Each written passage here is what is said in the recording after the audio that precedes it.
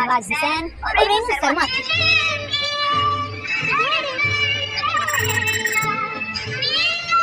ये कहानी की शुरुआत हुई 39 साल पहले, जब शहबाज 1986 में इंजीनियरिंग में डिप्लोमा करने बिहार के सुपौल से दिल्ली पहुंचे। एक दिन शहबाज को रास्ते में एक लड़की दिखी। कुछ दिन बाद वही लड़की इसी बस नंबर 740 से स्कूल जाते हुए मिली। शहबाज रोज इसी बस से कॉलेज जाया करते थे। आँख पर मोटा टांगे पर भारी स्कूल बैग टांगे बस में चढ़ी। इधर उधर देखा तो कहीं बैठने की जगह ही नहीं थी। तभी शहबाज की नजर लड़की पर पड़ी। उठकर बोल पड़ी, आप हमारी सीट पर बैठ जाइए। जी ठीक है। एक इंटरव्यू में शहबाज बताते हैं, अगले दिन वो लड़की फिर बस में चढ़ी। इस बार भी बस में जगह नहीं मिली। हमने उसे फिर से अपना सीट दे दी। ये पहला नजर का प्यार था। कुछ रोज ये सिलसिला चलता रहा। शहबाज के दोस्त समझ गए कि मामला तो दिल का है। अगला दिन लड़की आई तो एक दोस्त सीट से उठ गया और बोला, आप यहाँ बैठ जाइए। तो सीट शहबाज के बगल वाली थी। लड़की सीट पर बैठ गई। इस तरह शहबाज और रेणु की दोस्ती शुरू हुई। कुछ दिन बाद शहबाज ने रेणु के घर के पास ही किराए पर कमरा ले लिया। अब रेणु और शहबाज अक्सर मिलने लगे। एक रोज गली में बैडमिंटन खेलते हुए शहबाज अपना अंगूठा फोड़ बैठे।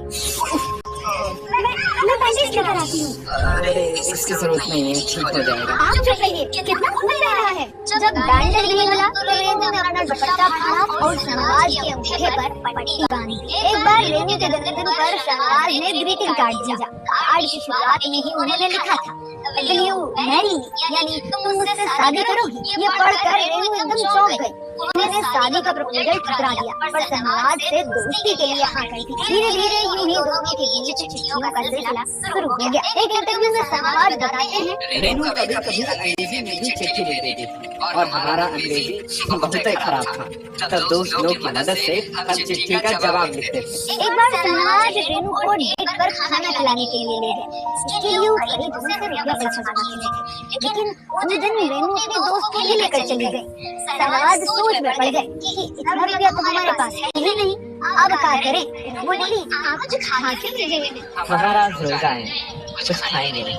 रेणु और शहबाज का प्यार परवान चढ़ रहा था, लेकिन घर अलग होने के चलते शादी मुश्किल थी। तभी लव स्टोरी में एंट्री हुई बीजेपी नेता उमा भारती की। शहबाज उमा भारती को बड़ा भी मानते थे। युवा मोर्चा के दिनों से ही दोनों की जान पहचान थी। एक बार उमा ने कहा, शहबाज जरा ध्यान से लड़कियों से बच कर रहना। आज बोले, दीदी हम तो बचे ही नहीं, हमारे जीवन में कोई है रेणु नाम है उनका। अरे ये क्या कह रहे हो? तुम्हारी शादी तो धूमधाम से ना हो पाएगी। और हुआ भी वैसा ही। रेणु और शहबाज के घर वाले शादी के लिए माने ही नहीं। तब उमा भारती ने स्पेशल मैरिज एक्ट के तहत 12 दिसंबर 1994 को दोनों की शादी कराई।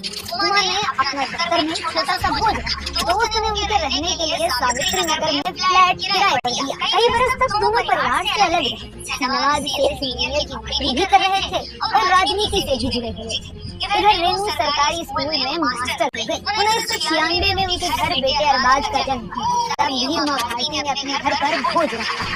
इस बार लाल कृष्ण आडवाणी, नंदलाल खुराना, साहिब सिंह समेत बीजेपी के कई नेता भोज में शामिल हुए। धीरे धीरे शहबाज और रेणु के रिश्ते को परिवार वालों ने भी मान ही लिया। 1998 में शहबाज बीजेपी के टिकट पर किशनगंज से लोकसभा चुनाव लड़े, लेकिन हार गए। हालांकि अगले ही साल वो सीट से चुनाव जीते। अटल बिहारी वाजपेयी की सरकार में पहले राज्य मंत्री और बाद में कैबिनेट मंत्री बने। सोशल मीडिया पर कई बार ये दावा किया जाता है कि शहबाज बीजेपी के सीनियर लीडर्स लाल कृष्ण आडवाणी और मुरली मनोहर जोशी के बहुत करीब। हालांकि शहबाज कई मौकों पर ही साफ कर चुके हैं कि उनकी पत्नी रेणु को आडवाणी और जोशी अपनी बेटी की तरह मानते हैं। आज शहबाज नेता नगरी का बड़ा नाम है, तो रेणु टीचिंग और कविताओं के लिए जानी जाती है। शहबाज और रेणु के 2 बेटे और एक बेटी।